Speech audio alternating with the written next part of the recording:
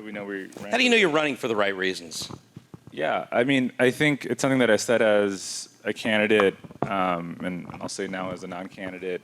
The race was never about me. It was never about the name that was on the ballot. Truthfully, if I had felt there was someone in the race that embodied the values that we ran on, I probably wouldn't have run. Because that's what it was about. It was about the values. I often joked around with the team that I could get sucked up into a black hole and disappear forever, but like run this campaign, right? Run on the issues, run on housing affordability, run on equitable transit, run on equity, run on being a voice for those who don't have a voice in this community. And I think that's how I centered, this whole campaign. I guess it's not a campaign anymore, but the past campaign. And for me, that's what kind of kept it going. There was no. It wasn't about ego. I sat down.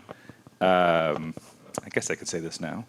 I sat down with a former candidate in the race, and we were talking, and they asked me, "What were you most afraid about before you got into the race?"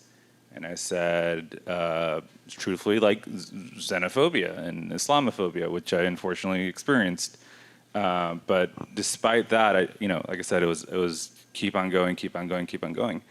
And I asked them, I said, well, what were you most nervous about before you got in the race? And they said, I was nervous about my ego being hurt. And I said, okay.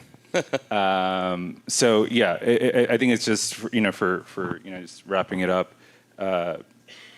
Running on on the issues, it's not about the office. I often now in office, when we're about to vote or I'm about to do anything, I'm like, I always want to do the right thing, even if it costs me a re-election. Because honestly, I'm not supposed to be here right now, right? People who look like me aren't supposed to be in public office, aren't supposed to be on the Austin City Council. So I'd rather do the right thing and lose a re-election than kind of like sell myself out just to stay in office. So yeah.